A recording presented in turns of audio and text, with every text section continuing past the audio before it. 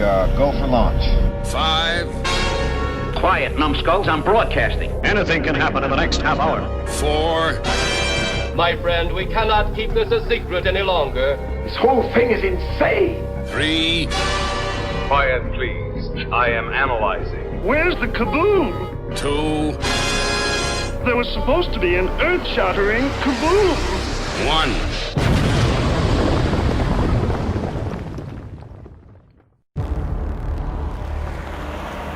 Authorities have initiated a multi-state manhunt for William Butcher. If anyone spots William Butcher or any of his known associates, Marvin Milk, Hugh Campbell, or this man, please call 1-888-0-CRIME. The world still needs superheroes. So let's get out there. Let's take these cocksuckers down. We are famous now. Don't you worry. Daddy's home. Let's show them who we are.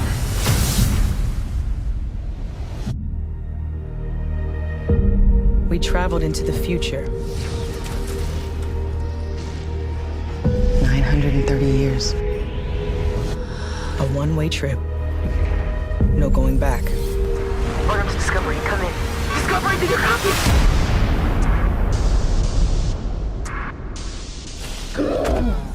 You have reached year 3188. Is there life here? Anywhere? Multiple life signs detected. All right, first off, I want to say we brought the end of the world back here with us. Oh my God, again? My cult is gonna be so pissed. I told him we had until 2019. We have until Monday. Everything in our new lives is connected to the plot to assassinate the president. That can't be a coincidence. None of us are supposed to be here, right? We know something changes the timeline. We have to make it right again. Before everyone and everything we know is dead.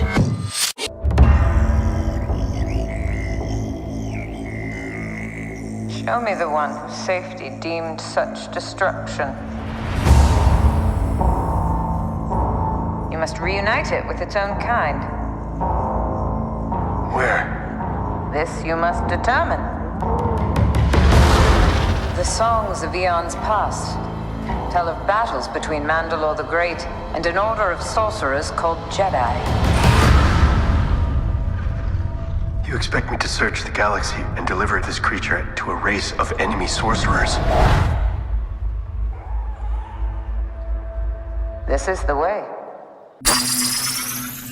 Greetings, my fellow galactic travelers, and welcome back to Planet 8. This is your Mission Commander Larry speaking to you from our hidden base. Chief Engineer Bob is here by my side as always in the command center, and circling Planet 8 in our orbital spy satellite is Reconnaissance Officer Karen. And on this episode of Planet 8, we're going to be talking about a potpourri, a smorgasbord, a combo meal of binge-worthy television shows that we've been watching, streaming, etc. during this COVID time. And these are more of the modern, current programs. Straight away, we'll kick it over to Chief Engineer Bob. Bob, starting us off, what have you been watching, Bob? Well, this is the sort of conglomeration episode. So, yeah, I've got a few, actually. Maybe a couple that might surprise, but why don't we kick it off with The Boys? The Boys. The Boys. On Amazon Prime. That's right. And I assume both you guys have been watching The Adventures of Billy Butcher and crew? Yes. Yes, sir. Yes. I have. You know, I gotta say, I'm enjoying the second season more than the first.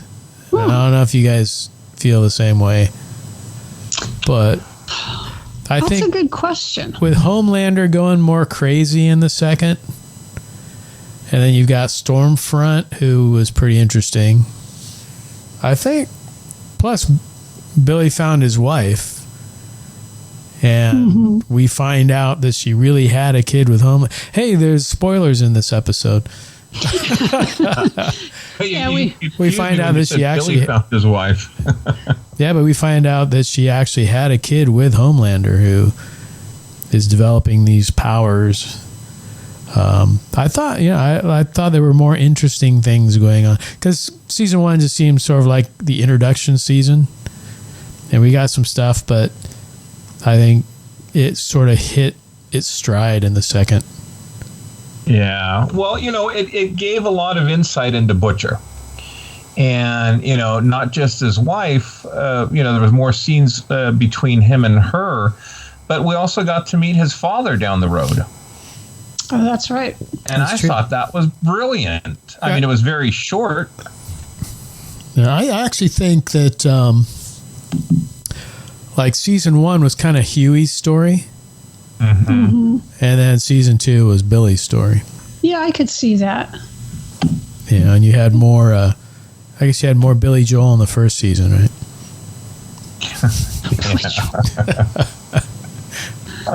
Yeah, I could have done without that. I don't know. I like them both. I don't have a favorite just yet. Maybe I have to watch them. I've only seen each season once, so maybe if I binge through both of them, I'll be able to come up with a definitive what was my favorite. I think the characters grew. Good stories too. I mean, that not Insane Asylum, but the hospital or asylum or whatever. And yeah. Well, you also had the Deep. Well, actually, the Deep and A Train both trying to kind of redeem themselves and getting back into the Seven.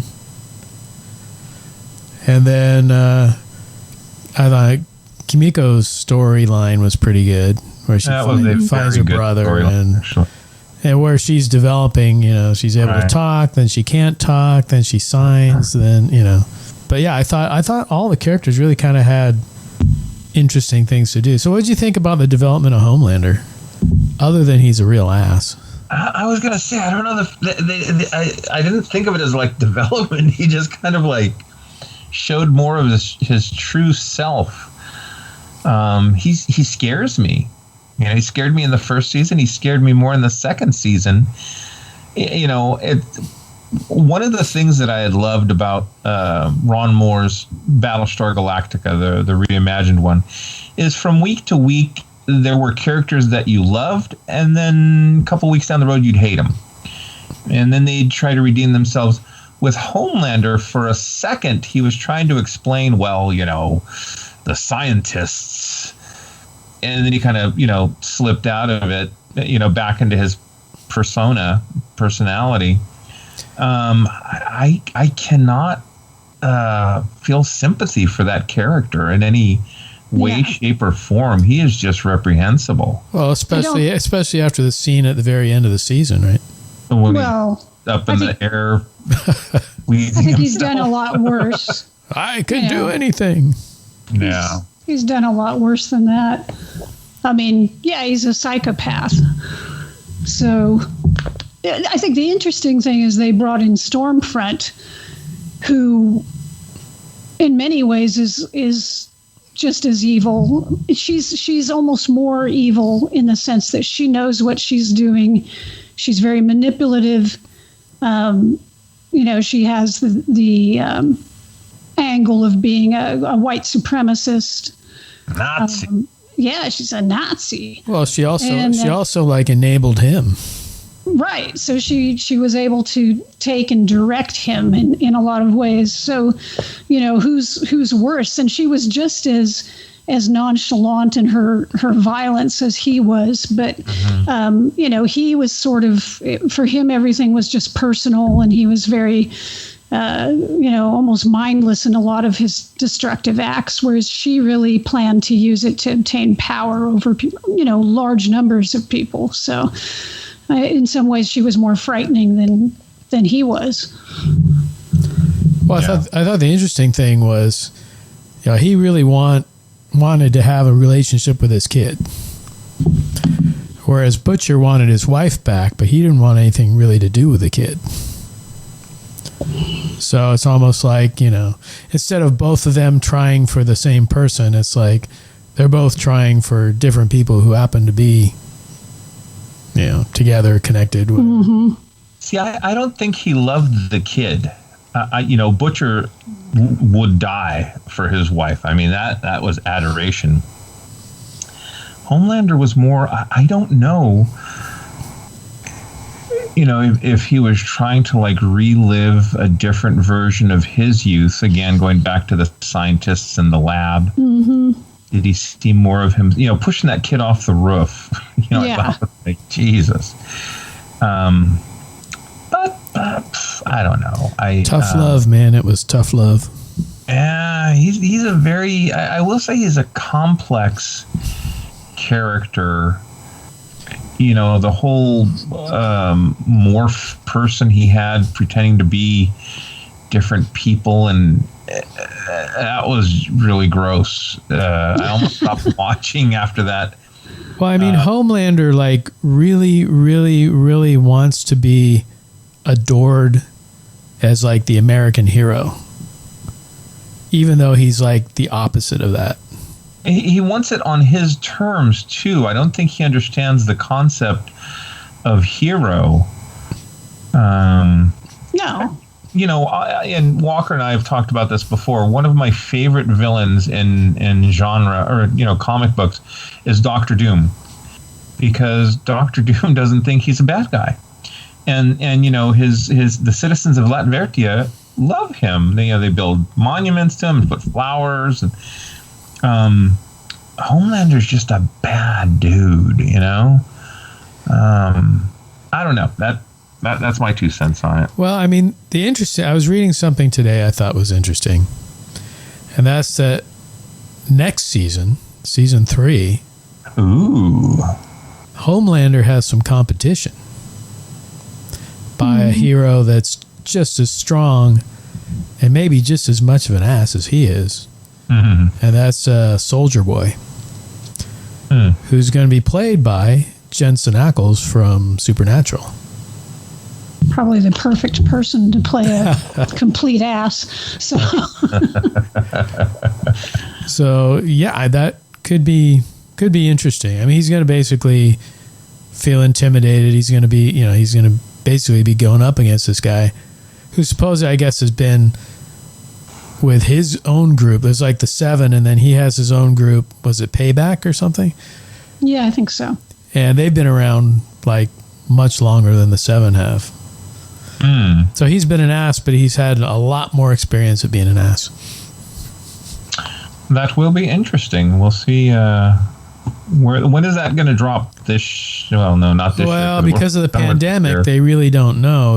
I think they're going to start shooting in like February or March, something like that. Yeah. So probably, maybe fall next year. Right. And that's, all COVID willing. Well, that was The Boys. Do we have anything else we want to kind of rumble around with The Boys?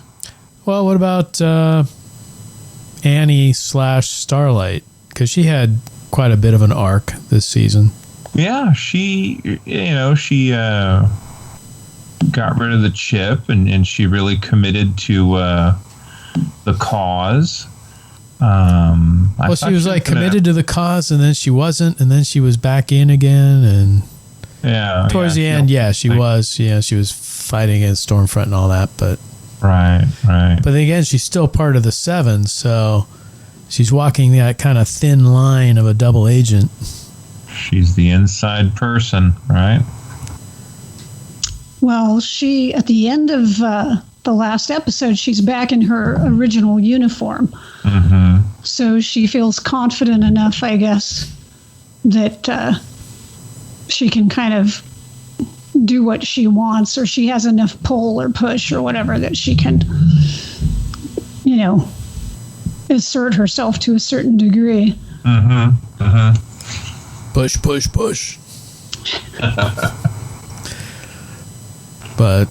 I guess the guy, I don't know her character's name, but she's like the vice president of hero development or whatever. Oh, and she's also like the main bad guy on Fear the Walking Dead. Oh. So she's doing double duty on a couple series.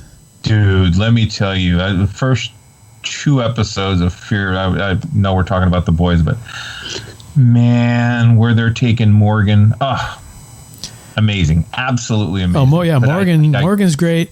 And then this last week, we finally got a John Dory episode. You know, and I love John Dory. If I swung that way, I would certainly pursue a relationship with John Dory. That, you know, he's not quite Bill Shatner, but oh my God, man,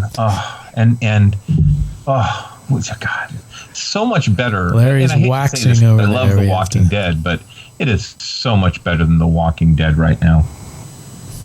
Well, yeah, I mean, they both kind of like, you know, swing back and forth, and not in that way. But no, Fear has been getting really good. Yeah, ever since Morgan crossed over. Yeah. And they added, like I say, John Dory, and they kind of like cleaned house of a lot of the original characters. Yeah. And brought in, you know, they brought Dwight over. And that was smart. Yeah, that was a good one. Yeah. So the last, I'd say, not counting this season, the last season and a half has been really good.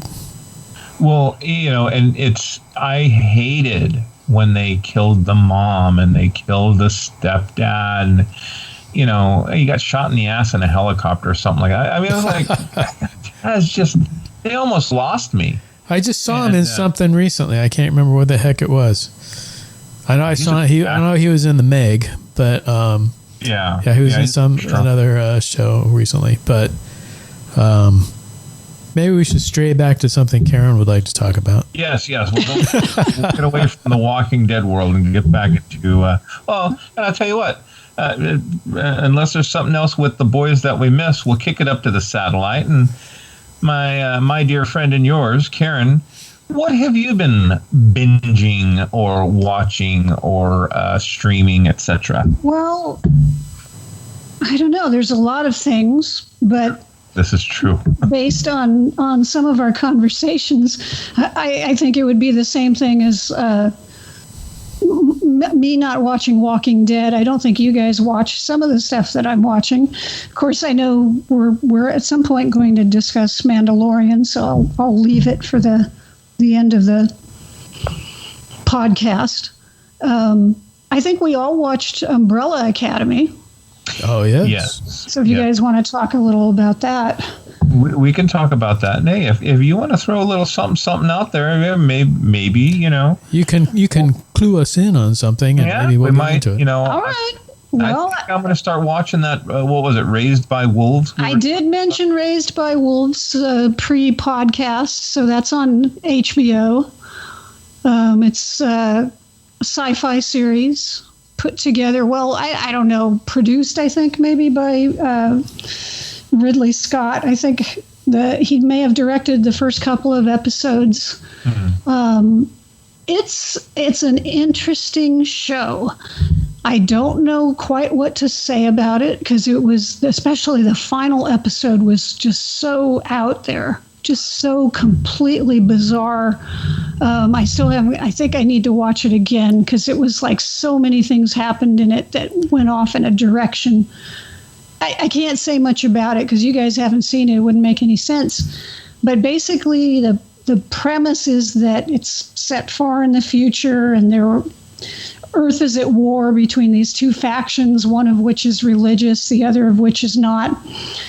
And this guy sends these 2 androids off to this other planet with a bunch of embryos, and with the intention that they raise the embryos on the planet so that, you know, humanity can continue away from this war going on. And there's a female android who is mother and a male android who is father. But then all sorts of weird things happen as they're trying to raise the kids. The kids can get sick and die. And then eventually the warring factions wind up on the planet. The mother android has these really bizarre powers. Think sort of like Dark Phoenix. And she goes bananas and starts wiping out these human invaders. Visually, it's very, very interesting. The story is interesting, but it's like intense, and there's a lot of like, this person is not who they say they are, and these mysterious things happen, and people's backstories, and I'm making all these hand movements that none of our listeners can see.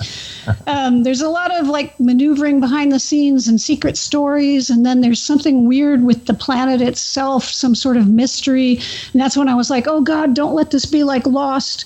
But it was like... so it's a very mysterious, bizarre, strange show, which I did enjoy. I will say I was caught up in it, but the ending was so strange. I'm not sure where it's going to go the next season. How many episodes is it? I believe it was 8 episodes. Oh, okay. I'm going to give it a try. So it would be easy enough to sit back and binge. Now the only thing I got to ask is, where do the wolves come in? Metaphorically. Because I was thinking like Mowgli and stuff. No, just it's a hard life on this planet. So it's a hard-fought life. Sorry. Either that, or I thought like at some point one of them would become a werewolf or something, and that would have been cool, but no. But there is some real spooky stuff that happens with who or whatever was on the planet before people got there. There was a movie on Netflix, and I can't remember the name of it. Hilary Swank was in it, and there was a robot that was taking care of these embryos, and they raised them one at a time, and this girl was calling her mother, and the Earth had been nuclear holocaust or something. Mm-hmm. It was just really bizarre watching that kid mother, and the robot is like, if she gets cut, she sterilizes the cut and cradles her as a child and sings to her and all this stuff. So she's kind of like Rosie then. Kind of, sort of, But I'm going to check that out, Walker. I finished Raised by Wolves. I will write that down. There you go. I'd finished the Lovecraft Country, and it was so else to. Did both of you watch Lovecraft Country? No. What is that on? That's on HBO Max. Well, then absolutely no, I have not watched it.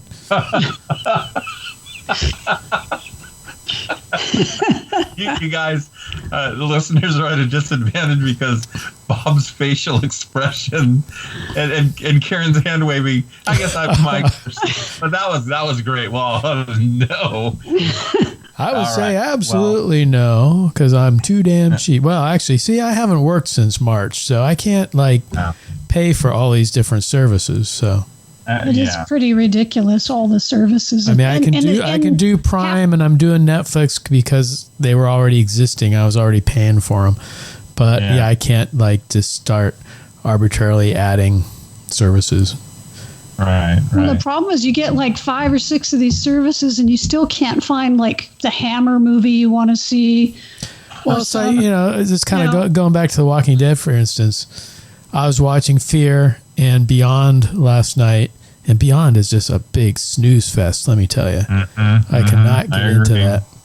It was like an hour and 20-minute episode last night. And I kept thinking, "Is it over? Is it over? When's this thing over? God, it's still going." But it was the return of Chris Hardwick and The Talking Dead. And I thought, well, cool, I'll watch that. And then they're like, well, you have to switch over to AMC Plus for The Talking Dead. It's like, damn it. Yeah. I had to look it up. It's like $8.99 a month for that? No, I'm sorry. Yeah. Ridiculous. I will say, we budget here. We got rid of Hulu.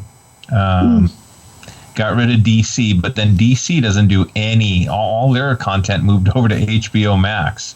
Well, Swamp Thing is on the CW now, Tuesday nights or something. There's barely a season of that, and that was one of the things that really got me upset with DC is everyone was ranting and raving how great Swamp Thing was, and I'd invested in 2 or 3 episodes, and then they're like, we're going to cancel it with, we haven't filmed the last 2 episodes, but we're still going to cancel it. It's like, well, with that kind of confidence in your product, Well, I actually bought that on Blu-ray and watched the whole thing. And it is worth watching. It is really good. Well, then it's sad because we'll never get a season 2, 3 out of it. Well, that's true. Yeah. But anyway, back to what Karen had brought up, the umbrella. Wait. You were talking about Lovecraft. Not so fast. Lovecraft. And I got to tell you this. Go ahead. Let me kick back here a little bit. Okay, go ahead. I'm going to chomp popcorn and listen to you guys. This is exactly how the conversations go. We jump around from this, that, and the other, But anyway, real quickly, Lovecraft Country. I may convince Bob to invest in HBO for a month or two. So I'm going to start waving my hands like Karen because that's the kind of show this is. Larry looks like one of those like balloons in the front of a car dealership with arms flailing and bending back and forth. Yeah, it's H.P. Lovecraft. So there are demons, and then there's not Cthulhu specifically, but there are witches and warlocks or wizards and witches, however you characterize it. It takes place around the 40s and 50s, so there is segregation. There's a lot of commentary on racism. The main character and supporting cast are all African-American actors. The antagonists are Caucasian, and there are Caucasian actors who play the police and stuff like that, but it talks about this book of spells and the importance of the family, and the guy finds out that he's of that lineage of this wizard clan, and it's brilliantly acted. The stories are deep. The gore is intense. Karen had alluded to, she stopped watching because, flesh and skin being peeled off of. I got through 4 or 5 episodes, and then when all this skin kept coming off during this one episode, that's it. I'm out. Yeah, that, they'd used a spell to give the African-American female the ability to be a white character. And, the story was how people treat you differently if you're of, a different ethnicity. But the spell only worked so long, and the stuff would just start falling off of you. It was really gross, but a good story. Overall, a fun, I won't say fun, an exciting series that deals heavily into Lovecraft lore it's almost like a period piece. So I guess I had some issues with it, just in that. So I knew the series was coming on, so I read the book about a month before it came on, and just even watching 4 or 5 episodes, it seemed like they changed a lot from the book. Yes. Not, the book was definitely looking at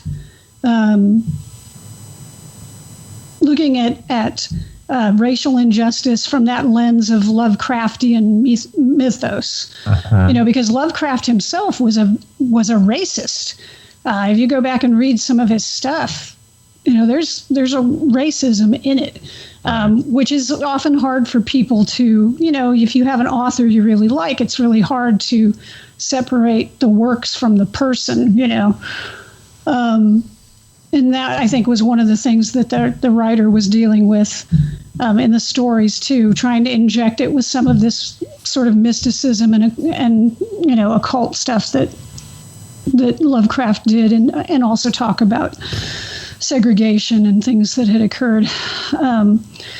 But I just felt like the series, one, they showed much more than the book did. The book was much more of like kind of the old timey, what's going on in the shadows kind of thing. Whereas like the series was like, man, there's these big monsters right in front of you. And it was kind of like, wow, I don't know. It almost was like overkill to me, just like with the bodies and the flesh all flying off and stuff like that. There's a lot of eviscerating, and I agree with you. It was very. But I think they're catering to a crowd that grew up with slasher flicks and all that kind of stuff, So I think that may be the direction they want. And I also feel like you can deal with these issues in a more mature way. Like, look at how Watchmen handled racial injustice. I thought it was, handled really, really well there. And I don't know, I didn't watch the whole series, so maybe I can't comment on it. Maybe one of these days if I have a stronger stomach, I'll go back and watch the rest of it.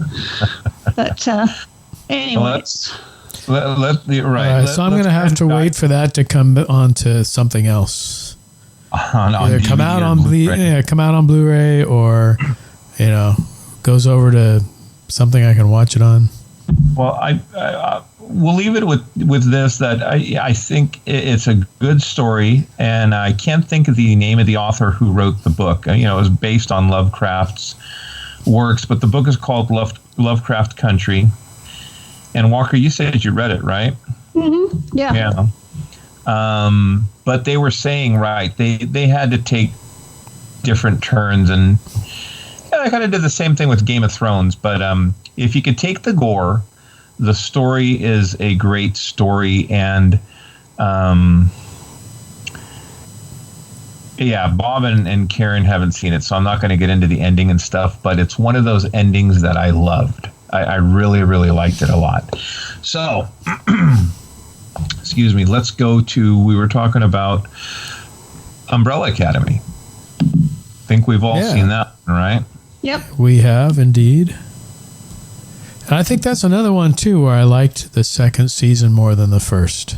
Really? Well, the first was kind of like straightforward, dealing with an apocalypse.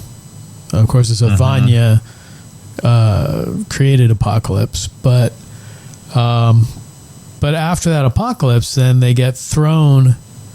I guess number 5 throws them all into like a time warp or whatever, and they all kind of come into the 50s, I guess.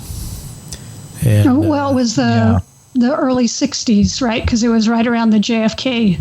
Yeah, because they have to kind of stop.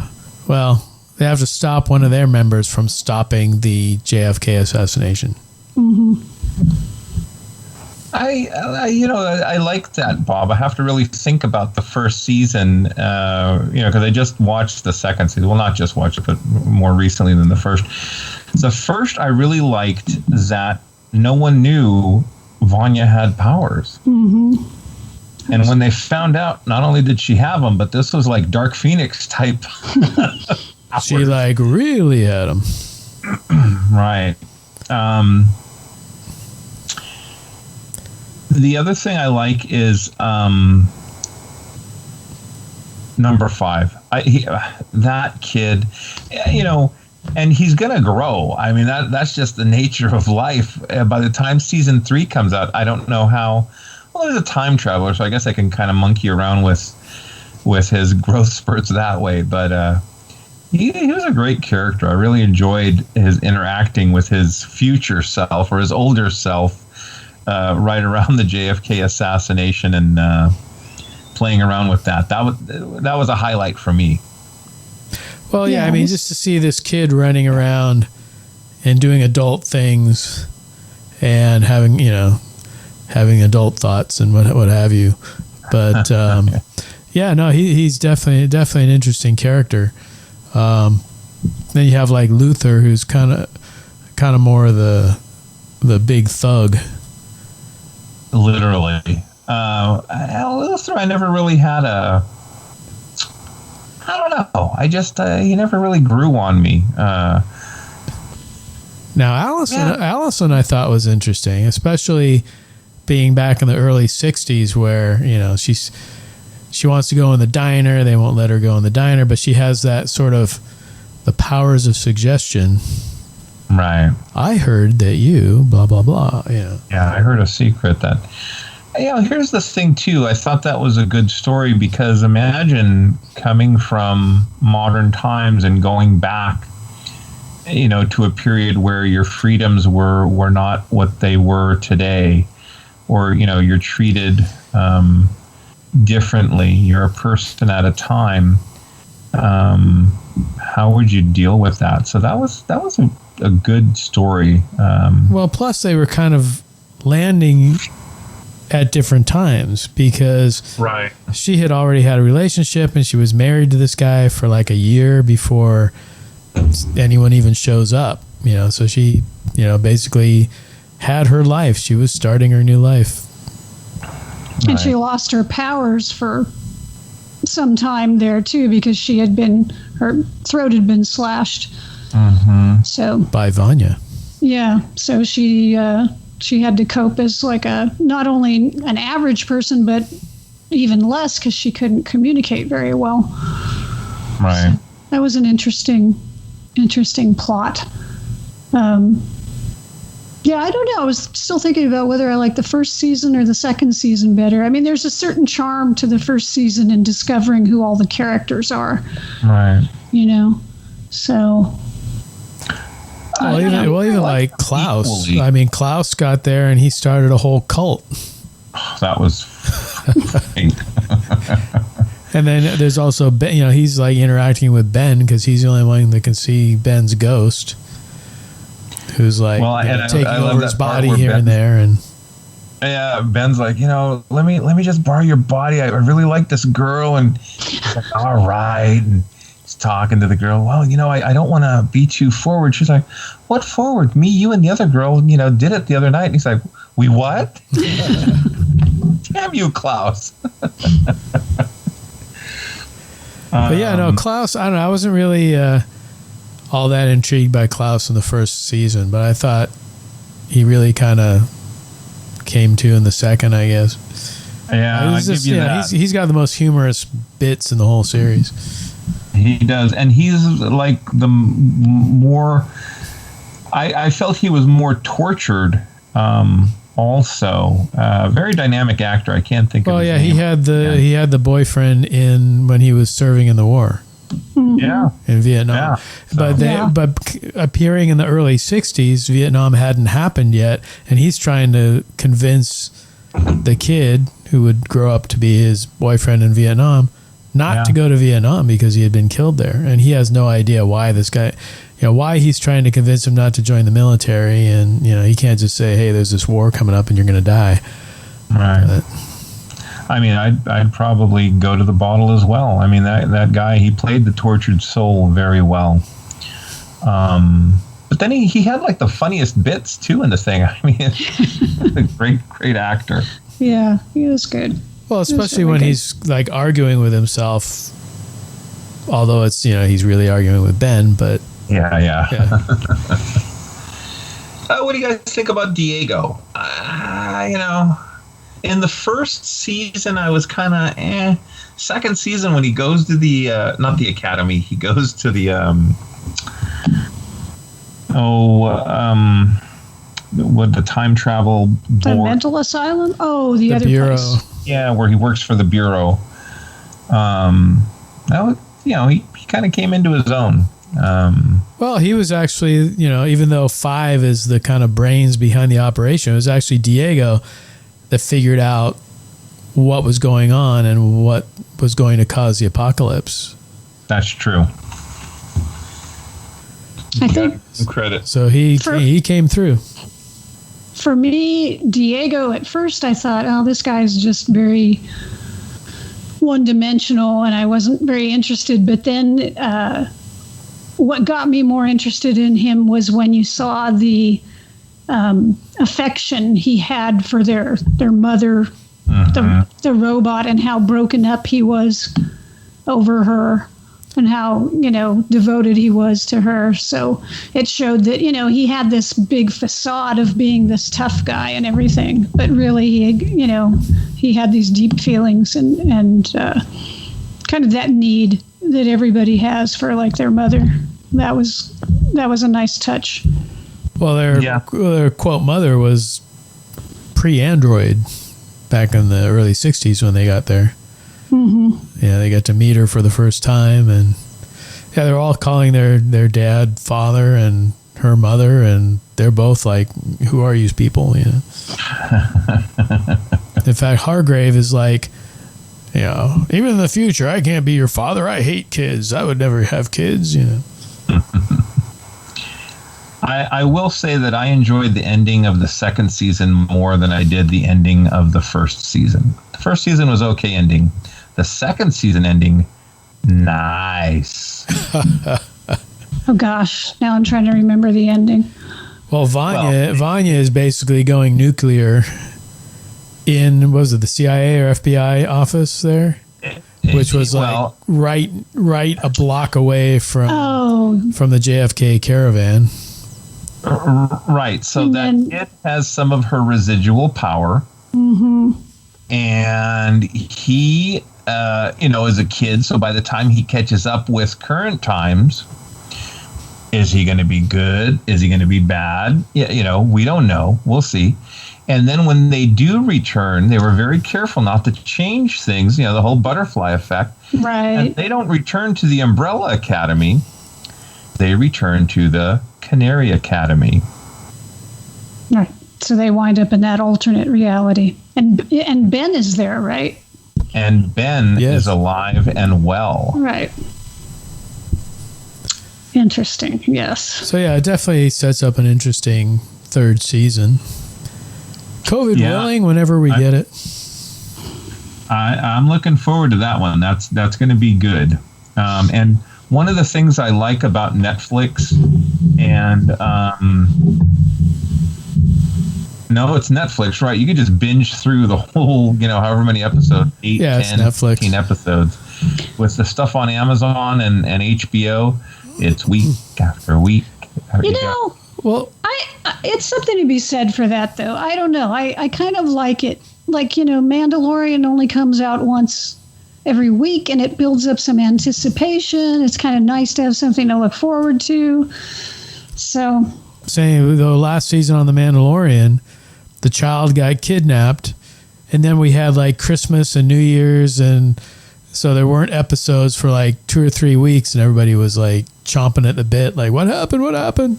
Was it that long? I didn't think there was that long a delay. I think because of Christmas and New Year's, they didn't have, and that delayed, what was it, the last episode, I guess. Wow. Each his own. But I know, like, with The Boys, going back to that, they released like 3 episodes, I think. And then it was like weekly after that. But yeah, we'll see. I mean, season 3 looks like it's going to be exciting. I don't know, like Karen had an aversion with the gore in Lovecraft. I do like the story in The Boys, but sometimes that stuff is just, the sexual, just, it's not full-on porn, but it is just sometimes too much. I'm just like, God. You think Butcher talks about See You Next Tuesday too much, not just the language, but just some of the... Anyway, season 3 of the Boys I'm looking forward to, but I'm really looking forward to Umbrella Academy.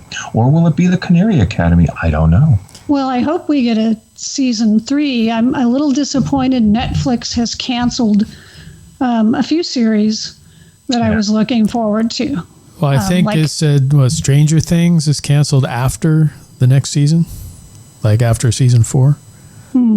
I don't know about that. I know Mindhunters, I'm not okay with this. There was another series, Away, which was the Mars NASA series. I mean, it's especially bad when they give you like one season and that season ends on like a cliffhanger. And I know. You're sort of like, well, okay, where's it going? And it's over. Well, it seems like a lot of them, though, they're saying, okay, it's over after there's one more season. They give them like one season to wrap everything up.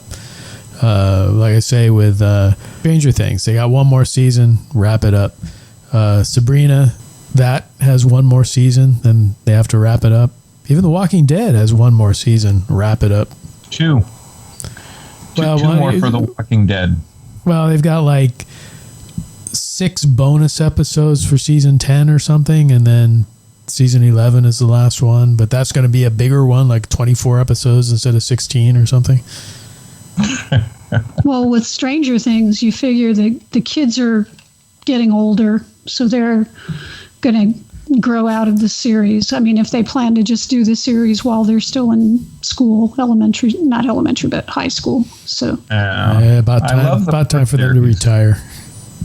Exactly. I like the first series. The second series, to me, I don't know. I'll check out the third and see where it goes. But so tell you what. Whoa! Before we get to Mando, I was talking earlier before we got on about Truth Seekers, which is only like 8 half-hour episodes on Amazon Prime, but it's basically paranormal investigative series. But it's put together by Nick Frost and Simon Pegg, who did Shaun of the Dead and Hot Fuzz and Paul and all of that. The classics. The classics. But yeah, no, it's Nick Frost. Basically, Simon Pegg is the head of this company called Smile, which is a Wi-Fi internet company. And he's only on a minute here, a minute there. He kind of gives Nick Frost his assignment for the week, where he has to go out and fix somebody's cable or something.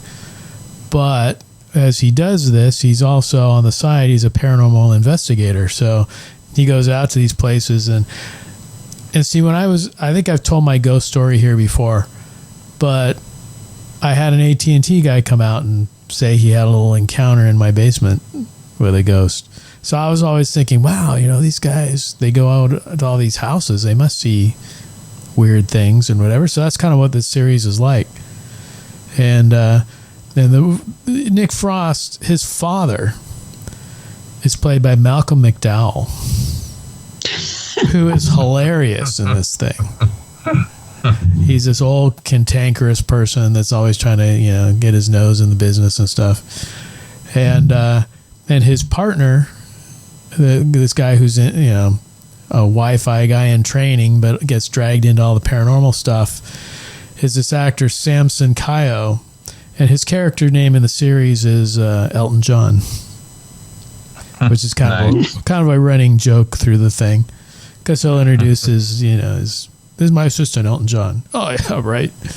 But it's good. Like I say, it's only 8 episodes. It's like each episode is only half an hour long, so it's not a big investment of time, but it's worth it. Yeah, I saw some trailers for it, and then I put it in my watch list, so I plan on checking that out as well. But before we run out of time on this episode, because we still have our censor sweep, we're going to talk about Mando, the Mandalorian. All 3 of us loved the first season. The second season, we're 1 episode in, and I love it. What an episode it was. Oh, yeah. Yeah, man. All the, Weequay and R5D4 and all the stuff up in the Jawa. It's got a bad motivator. Hey, it's like my language.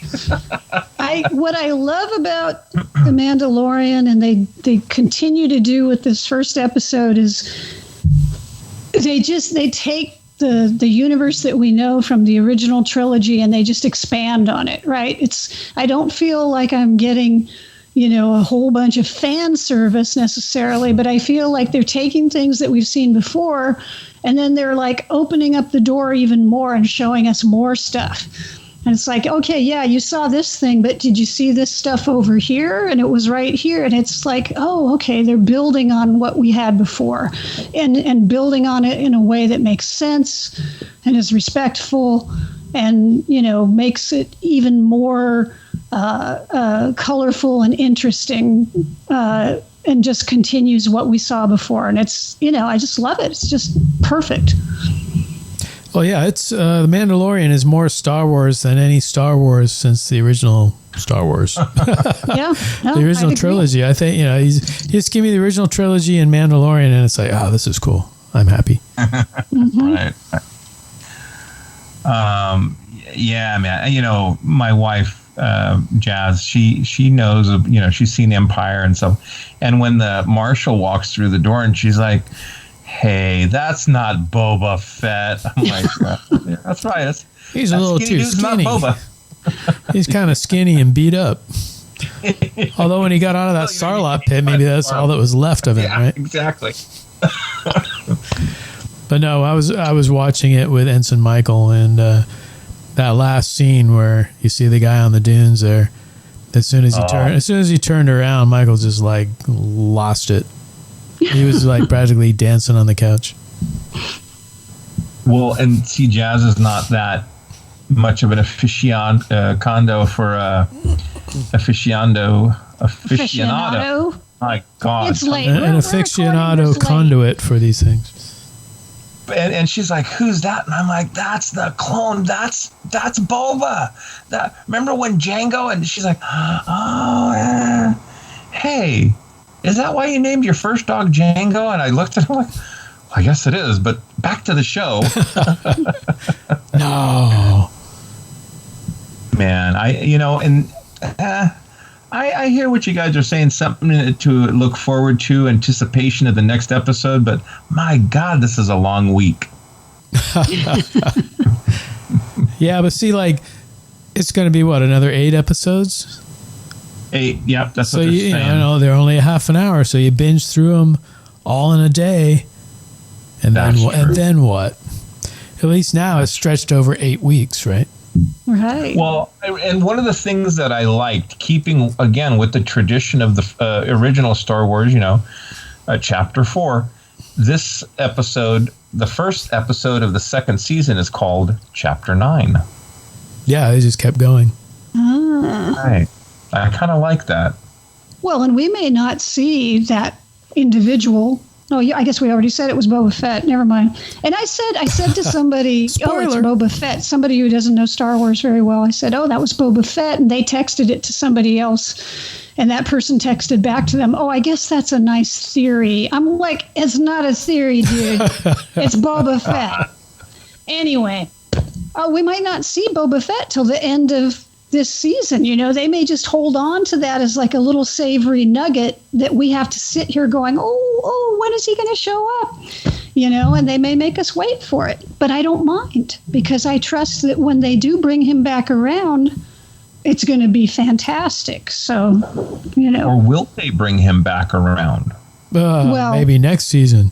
That might have been the tease. I don't know. Maybe Boba Fett will actually do something cool for once. Just like was it in episode 8 or whatever? Mm-hmm. Yeah, you had the dark saber and Moff Gideon and all that. It's like, well, he wasn't back in this episode, so he's looming out there somewhere. Cara Dune is like looming out there somewhere. So who knows who will or won't come back. I mean, maybe Moff Gideon and Boba will team up. Who knows what could happen? It could be crazy. It could be crazy. There you go.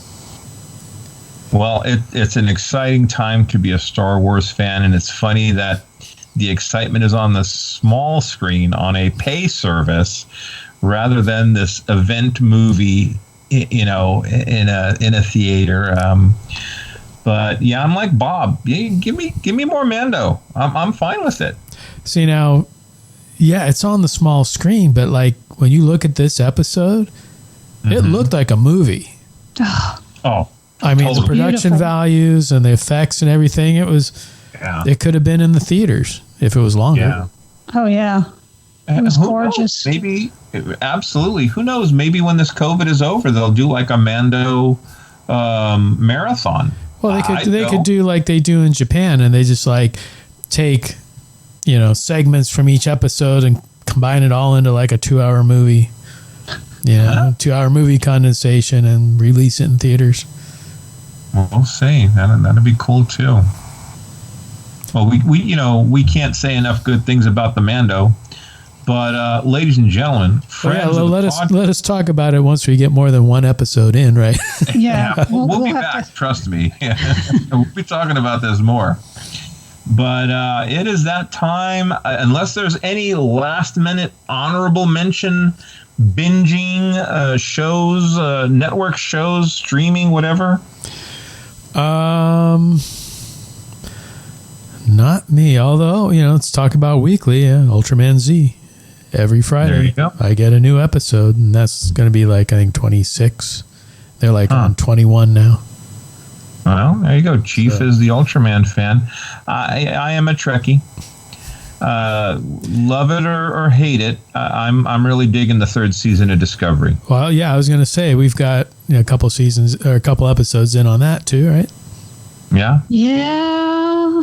I think it's interesting because they're just the Federation's all scattered and everything's different because they're 300 years ahead now. 930 something like that. Almost 1,000. Wrong time.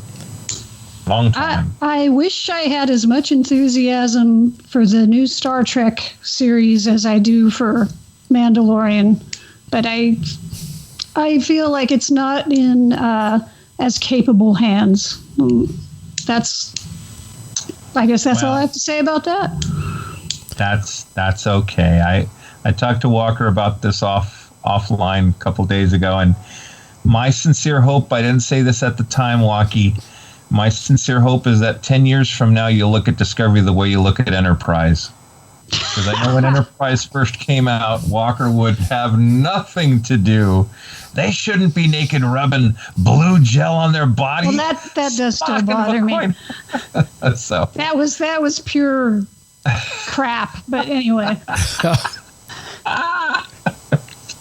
I think there, like I said when we were talking before, there are parts of Discovery that I think are pretty good, and then other parts that just leave me shaking my head. And like I said, I just wish they had more writers who were both science fiction fans and Star Trek fans, because it just seems like they don't really have that on the writing staff right now. Well, it's hard to find writers like Asimov and Bradbury and. Yeah. Well, I'm not even talking. They were, the original series tapped into some pretty major sci-fi writers.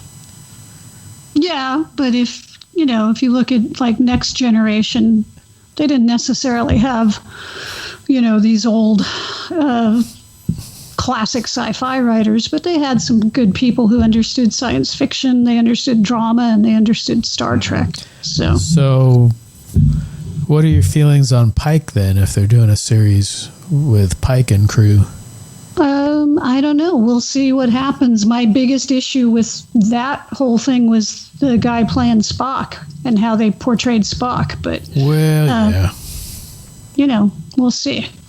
What if they replaced him with Zachary Quinto or something? Yeah, Quinto did a good job. He's getting a little old to play Lieutenant Spock, though. Yeah. Well, look how old Leonard Nimoy when he was still playing Spock.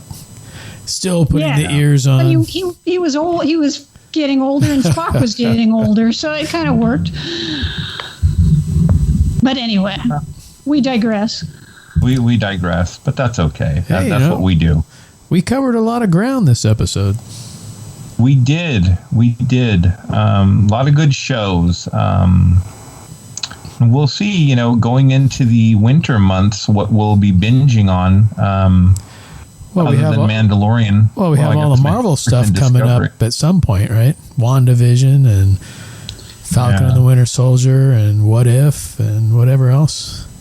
Yeah, hopefully. Like you said, Bob, with COVID, it's like trying to get all these, seasons wrapped up. Do you guys know, are they finished with WandaVision? I think they're close because Falcon and Winter Soldier was supposed to come up first, and then they bumped that back and bumped up WandaVision. I think just because they were farther along in filming. I know that I read somewhere. Disney also has. It's not called a making of the Mandalorian, but it's kind of like a behind the scenes thing, and it showed how they don't have to go to a traditional set and build it out or go to a location. They just project everything on this huge stage Right, and they were saying that it was easier for them to film their second season, keeping social distancing and whatnot, and then, merging the two actors together through CGI or whatever. I don't think these other shows have that luxury. Well, they're already working on 3, right? I think they're shooting 3 now. Yeah.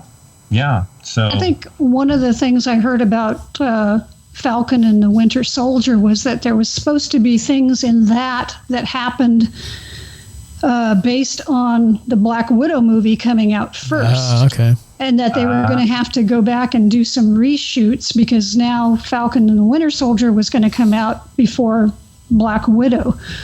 So I don't know, how much of the story has to be reshot, but apparently there were certain scenes that were affected because of Black Widow not coming out.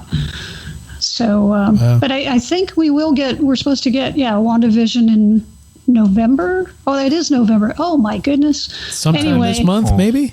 Yeah. And then Falcon and Winter Soldier after that. It looks interesting because I have no idea what the heck that's going to be about. I know. I mean, it's either a loosey-desi comedy or it's, who knows what. Yeah, it's hard to know how much of the show is actually taking place in the sitcom thing and how much of it is really, elsewhere. So she's supposed to play a big role in the Doctor Strange movie coming up. Right. Yep. So it's they're doing the whole multiverse thing. Well, it'll be interesting to see where they go. I'm going to throw out one more show, The Servant. M. Night Shyamalan. And Shyamalan. Yeah, thank you. Shamalama Ding Dong. I believe that's streaming on Apple. The second season's coming out in January or February. I have not heard of this. The Servant, it is a damn good show. It's intriguing. There's a lot of mystery. You have no idea. That this young girl, is hired to watch this couple's young baby. And she's just really, not weird in an evil way, but, she only eats tomato soup, and she stacks the tomato soup in the cupboard very, methodically, and just, strange things happen within the home and with the child, and it's just so. Ron Weasley from Harry Potter plays one of the siblings of the couple, and he does it with an American accent, and that's worth the price of admission right there. I think the biggest mystery of all is how Larry can afford all these pay services. I think there may be some space pirating going on here. Well, actually, I should mention on Shudder, which is only $4.99 a month, Bob. Shudder has the Tales from the Crypt. Creepshow. Dark Side? Yeah, it's Creepshow, and that second season's coming out soon. They did a animated one for Halloween. Kiefer Sutherland voiced one of the characters. Very, very bizarre. But, hey, the AT&T gives us access to, this channel, and that's the HBO is free with AT&T, so if you need cell phone service. And like I said, I cut back on the DC, Jazz cut back on the Hulu, so we're making it work. Well, I mean, I did see the first season of Creepshow because it went over to AMC as a filler, like after Walking Dead. Now, a friend of mine, Frank Dietz, he wrote an episode of Creepshow for next season, which involves a spider, and it's supposedly pretty creepy. In fact, I can't remember his name, but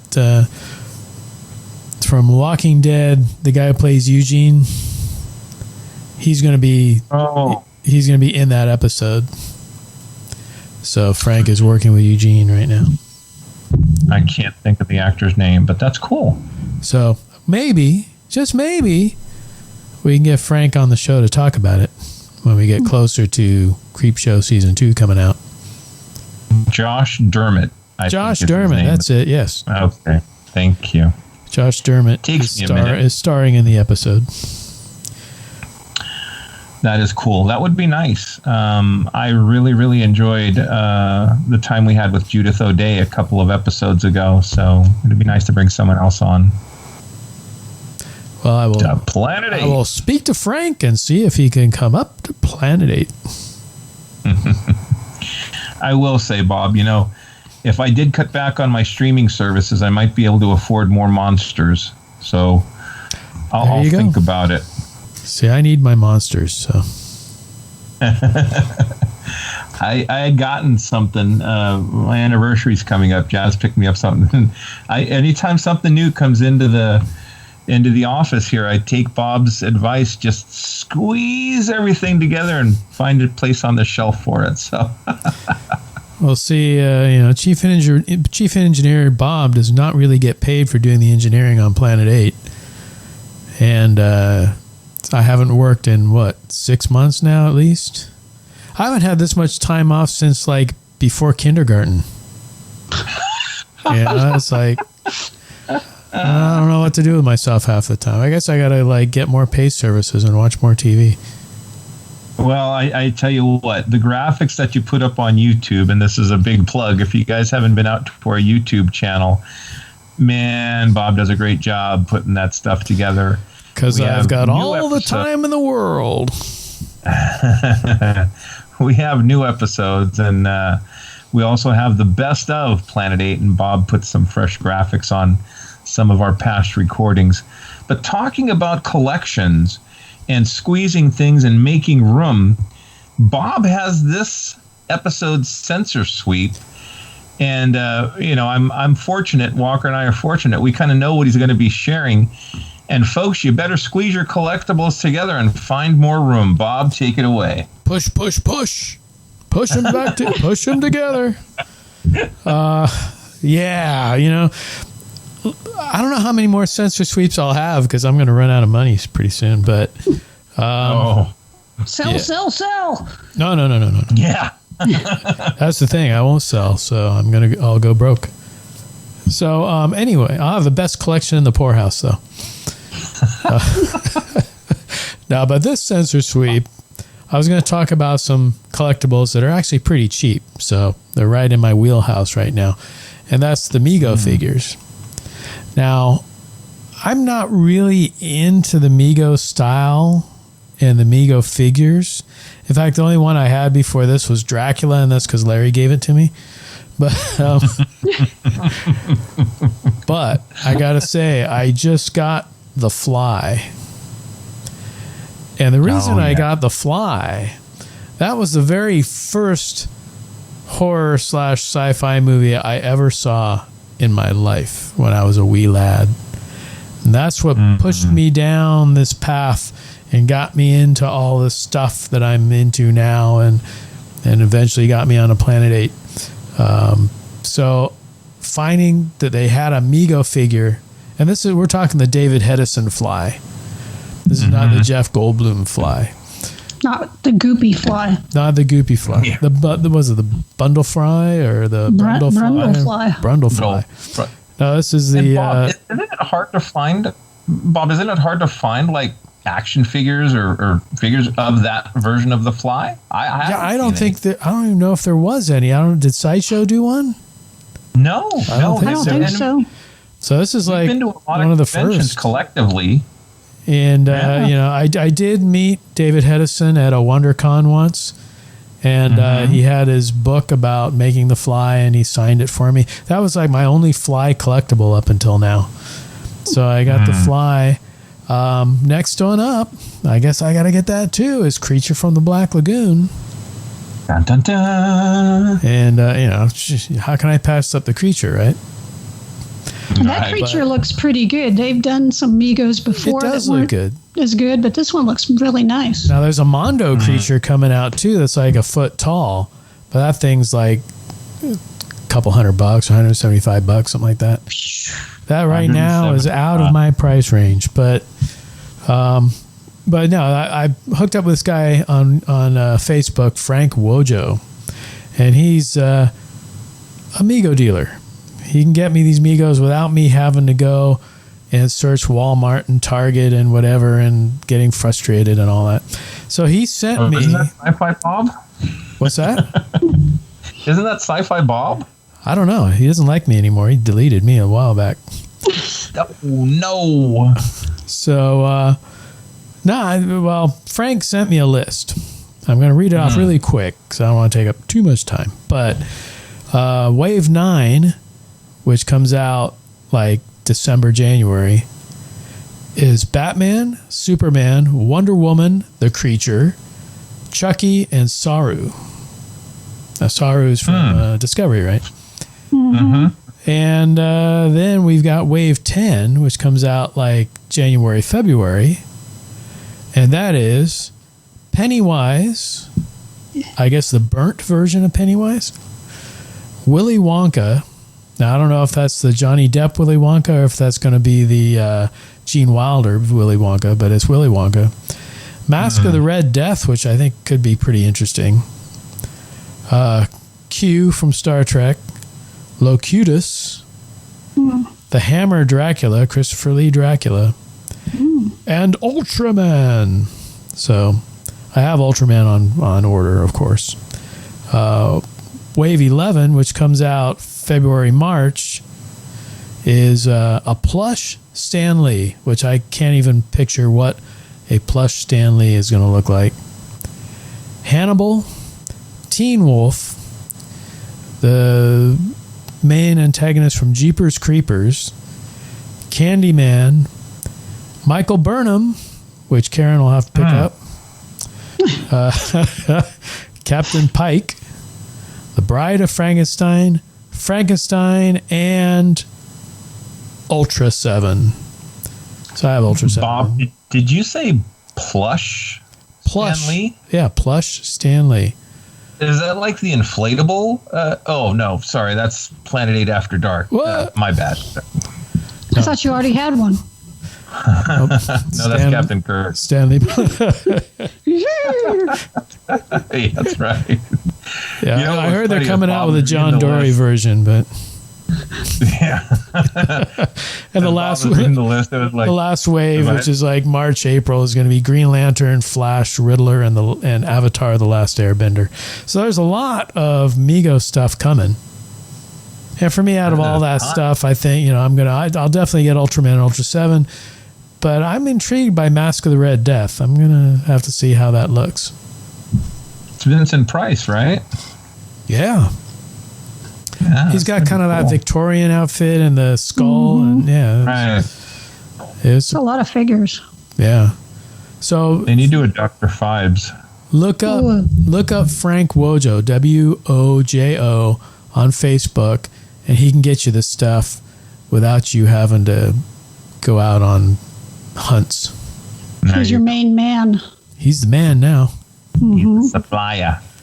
As long as they come up with interesting Megos, like I say, I'm not a collector of all things Mego by any means. So you know how it is, though. They get you your first one real easy, but then when you want the next one, then it's a little harder. And well, it just keeps getting worse and worse. The Creature's like a Walmart exclusive, and there's really no Walmarts around me. So I have to make a journey and probably not find it, and then go find another one, and then go find another one. Yeah, because Sci-Fi Bob will have bought them all. Exactly. Watch out. He'll delete you guys, too. I was never on his thing, so. Oh, okay. Larry will be on the chopping block then.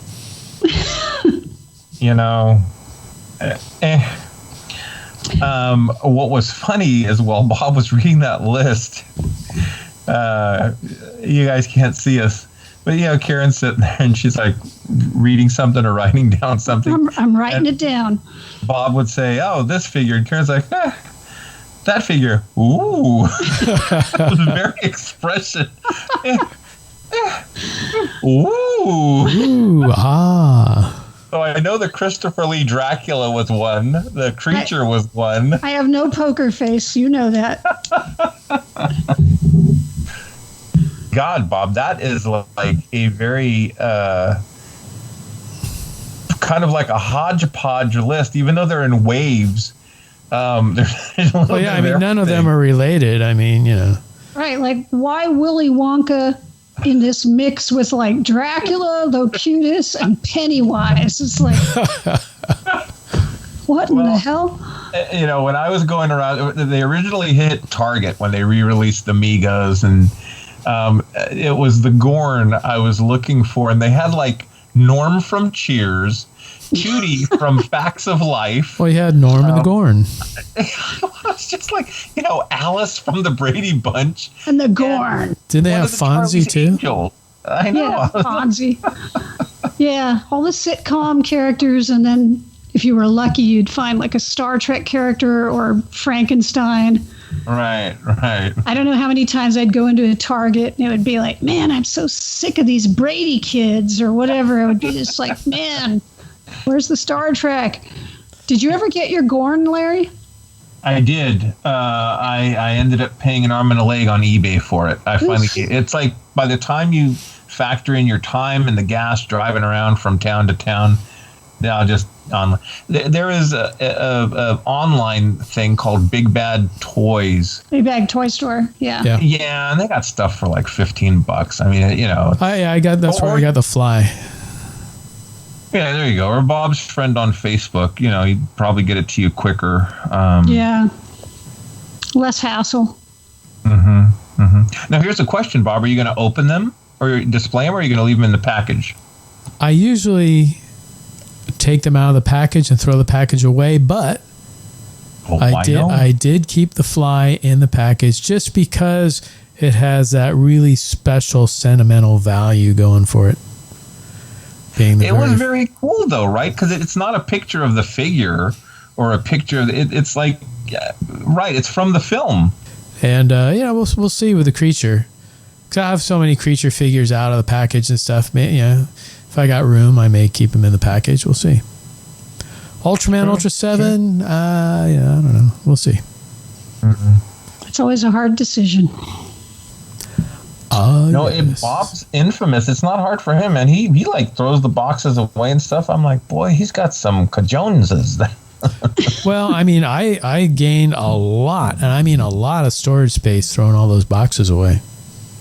But I tell you, it's like I'm at that age where, you know what?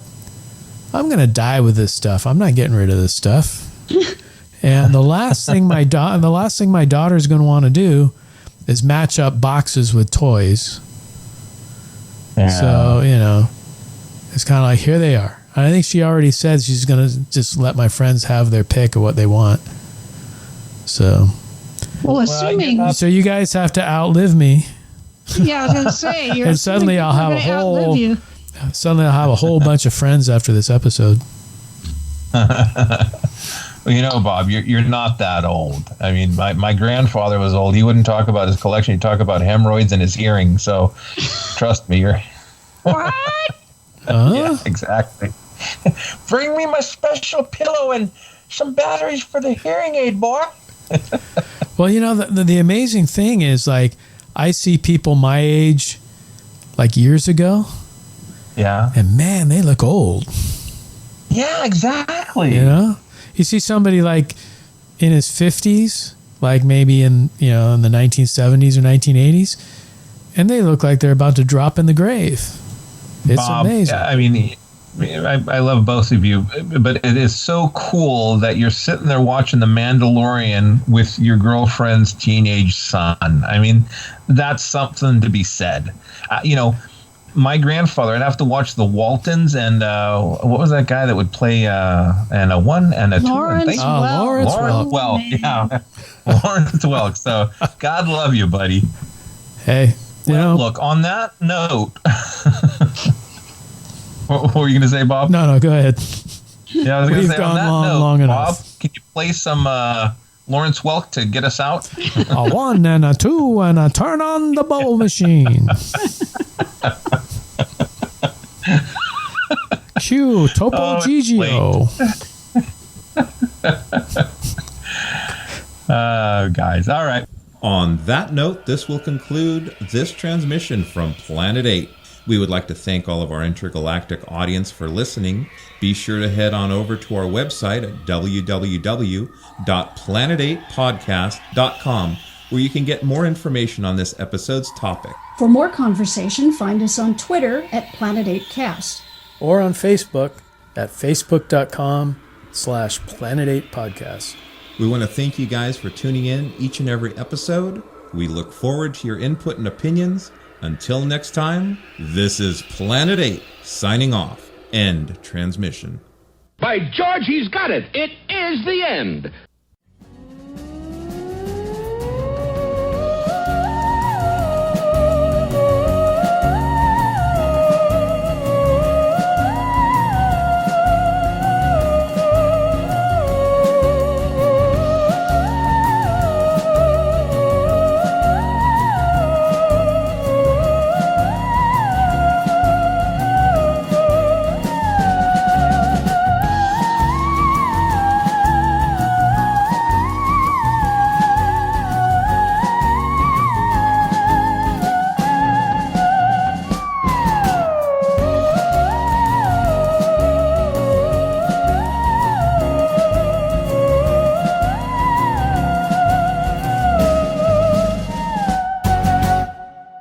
Daddy's home.